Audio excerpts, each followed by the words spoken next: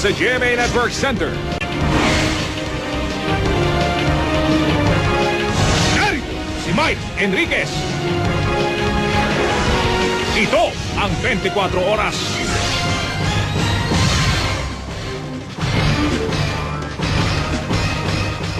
At kung ang ating pong gobyerno ay hindi pa nasa sa pinal ang automation ng eleksyon, isa pong pampublikong paaralan sa Valenzuela ay matagumpay na isinagawa yan.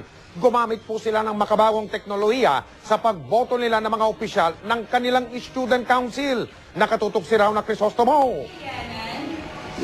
Pila ito para sa electronic o e-voting ng Citero Francisco Memorial National High School sa Valenzuela. Ang mga estudyanteng botante sa briefing room muna tumuloy para turuan sa pagboto gamit ang computers. Tapos, diretso sila sa polling precinct kung saan may mga watcher para masigurong walang dayaan. Tulad na nangyayari sa tunay na eleksyon, nagkakaroon muna ng validation. Pagkatapos, tutuloy ng mga botante sa mga computer kung saan sila boboto. Ang bawat computer dito ay katumbas ng isang presinto. Pipindutin ang pangalan ng napiling kandidato at pag pinindot ang submit button, agad nang makikita ang resulta sa bawat presinto. Madali po. Kasi po ano po sa computer. Kasi madali kiniklik na lang po ngayon. Tsaka hindi po madaling madaya.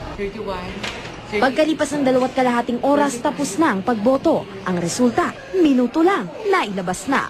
Ang software na ginamit sa e-voting gawa ng dating valedictorian ng eskwelahan kasama ang kanyang mga first-year college classmate. Protektado sa brownout at shutdown ng computer ang resulta. Nag-backup po ako kung sakali. Nililista niya na po yung mga number of vote na dumaan sa kanya. President 2, 5. Then yung last vote, 5. Then pag in-end po yung program, may magsusulat po nito. End of count, the program was closed dito po sa ilalim. Sa pamamagitan ng e-voting na kung saan makikita nating walang daya, mabilis at sistematiko. Kung kaya ng mag-aaral namin, maaaring kaya rin ng pamahalaang nasyonal. Rauna Crisostomo, nakatutok, 24 oras.